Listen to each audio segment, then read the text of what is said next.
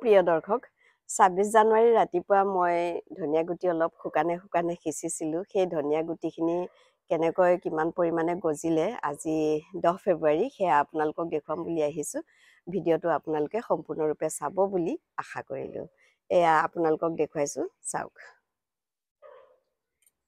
এইখিনি ধনিয়া খুব ধুনীয়াকৈ গজিছে মই ২৬ জানুৱাৰীৰ দিনা এই ধনিয়াখিনি শুকানে এই বাস্কেটটোত দিছিলোঁ এয়া চাওক এইবোৰ ধনিয়া গুটি এতিয়াও গজি আছে আৰু আজি 10 ফেব্ৰুৱাৰীৰ দিনা কিমান ধুনীয়া হৈ গ'ল চাওক খুব ধুনীয়াকৈ গজিছে আৰু এইখন মোৰ বাৰী মানে কি আৰু আমাৰ মাটি বাৰী নাই কাৰণে এনেকৈ কাম কৰিবলগীয়া হৈছে এয়া চাওক এইফালে এই নীলা টিনখিনি যে দেখিছে এইখিনি এইটো গেৰেজ এই গেৰেজটোৰ কাৰণে আমজোপা কাটিবলগীয়া হ'ল বগৰীজোপাৰ তলতে এতিয়াও হালধি বাৰীখন আছে অহা বছৰৰ পৰা হালধি কৰিব পাৰিমনে নাই মোৰ চিন্তাই লাগিছে অহা বছৰ মানে এই বছৰেই অকণমান জেগা আছে সেইকণ জেগাতে কৰিব লাগিব আৰু এইকণ জেগা আছে হালধিৰ কাৰণে এইকণেই জেগা এনেকৈ চলিবলগীয়া হৈছে আৰু উপায় নাই শাক পাচলিটো সকলোৱে কিনিয়ে খায় আমিও কিনিয়ে খাওঁ কিন্তু তাৰ মাজতেই কিছুমান শাক পাচলি নিজে কৰি মনটো ভাল লাগে সময়খিনি ব্যস্ততাৰে পাৰ কৰিব পাৰি আৰু কিবা এটা সৃষ্টি হৈ থাকে চকুৰ আগত ডাঙৰ হৈ থাকে লালন পালন কৰি থাকোঁ এজোপা গছ পুলি সেইটোৱে মন ভাল লাগে যি কি নহওক এই সময়টোত ধনিয়া গুটি আচলতে শুকানে সিঁচিলে গজে একেই ধনিয়া গুটি মই আহিন মাহত সিঁচিছিলোঁ দুদিন তিয়াই নগজিলে তাৰপিছত আকৌ এনেকৈ দুদিন তিয়াই ৰুইছিলোঁ তেনেকৈ 2-3 বেগমান গজিলে সেইখিনি খালোঁ তাৰপিছত চামে খায়ে আছোঁ কৰিয়ে আছোঁ এয়া এতিয়াও এটা চামৰ 2টা বেগত অকণমান এয়া এজোপা দুজোপা এইবিলাক আছে এইবোৰ ধনিয়া আচলতে কেঁচাই খাবলৈ মই ৰাখিছোঁ কেঁচাকৈ মানে চাটনি খাবলৈ আৰু এই যেনেকৈ লেটুচ পাতবিলাক এইবিলাকো কেঁচাই চাটনি খাবলৈ এইটো আকৌ নতুনকৈ এইখিনি গজিছে ইয়াৰ লগতে টেঙেচিও হৈছে টেঙেচিবোৰ মই উঘালি দিয়া নাই আৰু এইফালে এইখিনি গাজৰ এই 2টা বেগত অলপ আছে আৰু এইখিনি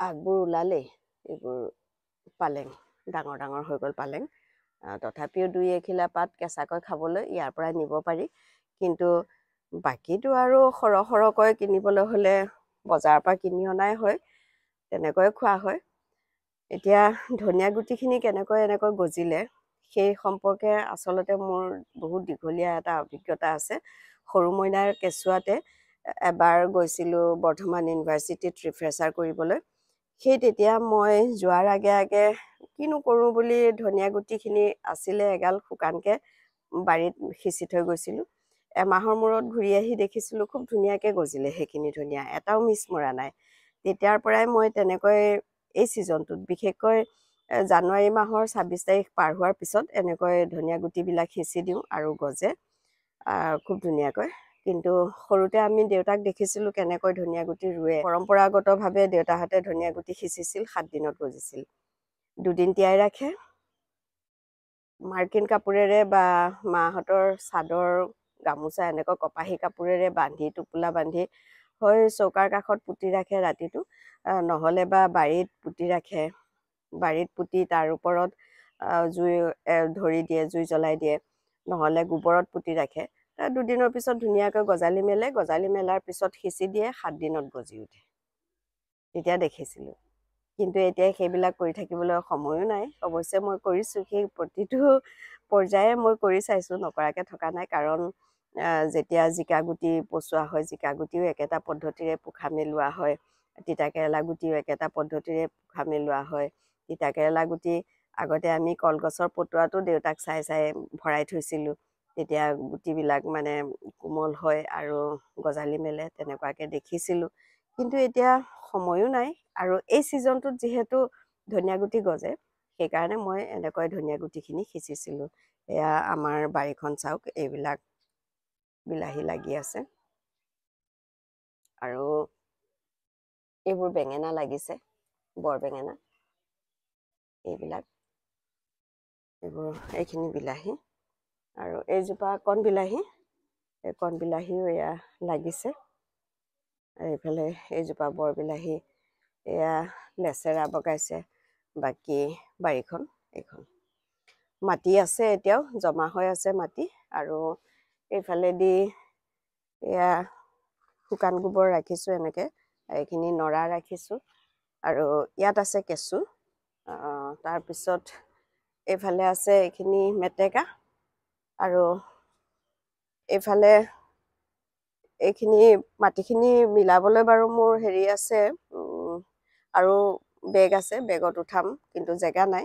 এইখিনি পচলা শুকুৱাই থৈছোঁ। এইবিলাকেই কৰি মেলি আছোঁ। আৰু এইফালেদি জলকীয়া এয়া ফুল ফুলিলে এনেকৈ। এইবিলাক লাইও গুটি হ'ল, লাই গুটিবিলাক ৰাখি দিছোঁ, কাৰণ যেতিয়া খাৰলি প্ৰস্তুত কৰোঁ মই সৰিয়হৰ লগত লাই গুটি মিহলাই দিওঁ, তেতিয়া লাই গুটি মিহলালে নাকত জনজনায়, নহ'লে অকল সৰিয়হ যদি দিয়া হয় নজনায়। আৰু এইফালেদি এইবিলাক পদিনা হৈ আছে। পদিনাও ঘৰৰ পদিনাহে, কেঁচাকৈ খাবলৈ মন যায়। বাকী কিনি অনা পদিনা উপায় নাই, খাবতো লাগেই। তথাপিও মোৰ অলপমান মনত খুটখুটি স্বভাৱ এটা আছে। এয়া কবিবোৰো হৈ আছে, লাহে লাহে এইবিলাক উঘালিব পৰা হৈছেগৈ। আৰু এইবোৰ কবি বহুত ডাঙৰ হোৱা নাই, তথাপিও আমাৰ 3জনৰ কাৰণে এসাঁজ হ'ব। এটা কবিয়ে এসাঁজ হ'ব। আৰু এইখিনি ব্ৰকলি ফুলিবগৈ লাহে লাহে। থাউকতে আপোনালোকক মোৰ বাৰীখনৰ অকণমান দৃশ্য দেখুৱালোঁ। ভাল লাগিলে লাইক কৰিব, শ্বেয়াৰ কৰিব আৰু মতামত দিব। আপোনালোক কুশলে থাকক। আকৌ লগ পাম নতুন এটি ভিডিঅ'ৰে। আজিলৈ মই ৰূপাঞ্জলিয়ে বিদায় ল'লোঁ। নমস্কাৰ।